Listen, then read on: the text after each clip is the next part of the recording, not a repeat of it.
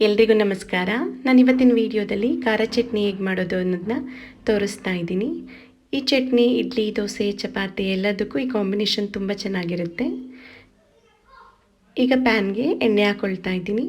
ಎಣ್ಣೆ ಬಿಸಿಯಾಗಿದೆ. ಈಗ ಇದಕ್ಕೆ 7 ಬ್ಯಾಡಗಿ ಮೆಣಸಿನ್ಕಾಯಿ ಹಾಕ್ಕೊಳ್ತಾ ಇದ್ದೀನಿ.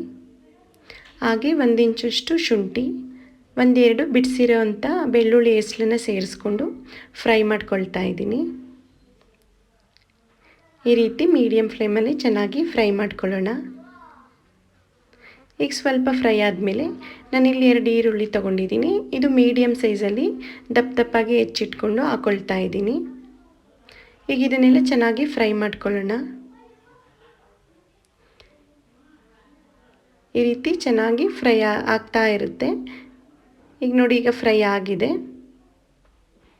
ಈಗ ನಾನು 1 ಪಿಂಚಷ್ಟು ಹುಣಸೆಹಣ್ಣು ಹಾಕ್ಕೊಂಡಿದ್ದೀನಿ.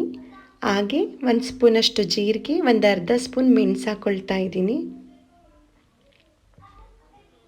ಈಗ ಇದನ್ನೆಲ್ಲ ಚೆನ್ನಾಗಿ ಫ್ರೈ ಮಾಡ್ಕೊಳ್ಳೋಣ.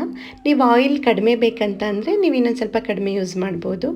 ಹಾಗೆ ನೋಡಿ, 1-2 ಟೊಮೊಟೊನ ದಪ್ಪಾಗಿ ಹೆಚ್ಚಿಟ್ಕೊಂಡಿದ್ದೆ. ಈಗ ಟೊಮೊಟೊ ಸೇರಿಸ್ಕೊಂಡು ಫ್ರೈ ಮಾಡ್ಕೊಳ್ತಾ ಇದ್ದೀನಿ. ಆಯಿಲ್ ಸ್ವಲ್ಪ ಜಾಸ್ತಿ ಹಾಕ್ಕೊಂಡು ಈ ರೀತಿ ಫ್ರೈ ಮಾಡಿಕೊಂಡ್ರೆ ನಮಗೆ ಆ ಚಟ್ನಿ ತುಂಬ ಟೇಸ್ಟಿಯಾಗಿ ಬರುತ್ತೆ. ನೀವು ಕಡಿಮೆ ಬೇಕಂತ ಅಂದರೆ ಕಡಿಮೆ ಮಾಡ್ಕೋಬೋದು. ಈಗ ಕೊನೆಯದಾಗಿ ಉಪ್ಪು ಹಾಕ್ಕೊಳ್ತಾ ಇದ್ದೀನಿ. ಈಗ ಇದನ್ನೆಲ್ಲ ಚೆನ್ನಾಗಿ ಫ್ರೈ ಮಾಡ್ಕೊಳ್ಳೋಣ. ಈಗ ಇದನ್ನು 10 ಮಿನಿಟ್ಸು ಹಾಗೆ ಕ್ಲೋಸ್ ಮಾಡಿಬಿಟ್ಟು ಬೇಯಿಸ್ಕೊಳ್ಳೋಣ. ನೋಡಿ, ಈಗ ಎಲ್ಲ ಸಾಫ್ಟಾಗಿ ಬಂದಿದೆ.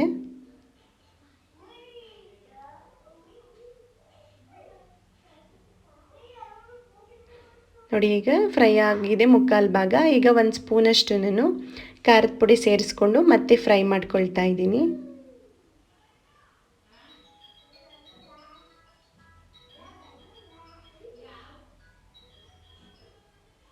ಈಗ ಲಾಸ್ಟಲ್ಲಿ ನಾನು ಇದಕ್ಕೆ ಸ್ವಲ್ಪ ಕೊತ್ತಂಬರಿ ಸೊಪ್ಪು ಹಾಕ್ಕೊಳ್ತಾ ಇದ್ದೀನಿ. ಸ್ಟವ್ ಆಫ್ ಮಾಡ್ಕೊಂಡಿದ್ದೀನಿ.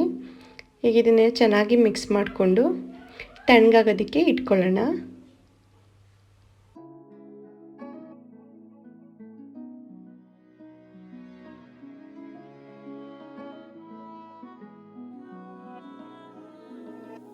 ನೋಡಿ, ಈಗ ತಣ್ಣಗಾಗಿದೆ. ಆದರೂ ಆ ಬಿಸಿನಲ್ಲಿ ಸ್ವಲ್ಪ ಕುದೀತಾ ಇದೆ. ನೋಡಿ, ಇದು ಸ್ವಲ್ಪ ಮಣ್ಣಿನ ಪಾತ್ರೆ ಆಗಿರೋದ್ರಿಂದ ಅದು ಬಿಸಿ ತುಂಬಾ ಇರುತ್ತೆ. ನೋಡಿ, ಈಗ ತಣ್ಣಗಾದ್ಮೇಲೆ ಚಟ್ನಿ ರುಬ್ಕೊಂಡಿದ್ದೀನಿ. ಚಟ್ನಿ ರೆಡಿಯಾಗಿದೆ. ನೋಡೋದಕ್ಕೆ ಎಷ್ಟು ಚೆನ್ನಾಗಿ ಅನ್ನಿಸ್ತಾ ಇದೆಯೋ. ತುಂಬ ಟೇಸ್ಟಿಯಾಗಿರುತ್ತೆ. ಈ ರೀತಿ ಒಂದ್ಸಲ ಚಟ್ನಿ ಮಾಡ್ಕೊಳ್ಳಿ. ಆ ರುಚಿಯಂತೂ ತುಂಬ ಚೆನ್ನಾಗಿ ಅನಿಸುತ್ತೆ. ನಾನಿಲ್ಲಿ ರವೆ ರೊಟ್ಟಿ ಜೊತೆ ಈ ಕಾಂಬಿನೇಷನ್ ತೋರಿಸ್ತಾ ಇದ್ದೀನಿ. ರವೆ ರೊಟ್ಟಿ ಜೊತೆಯಂತೂ ಚಟ್ನಿ ಕಾಂಬಿನೇಷನ್ ತುಂಬ ಚೆನ್ನಾಗಿತ್ತು. ಒಂದ್ಸಲ ಟ್ರೈ ಮಾಡಿ.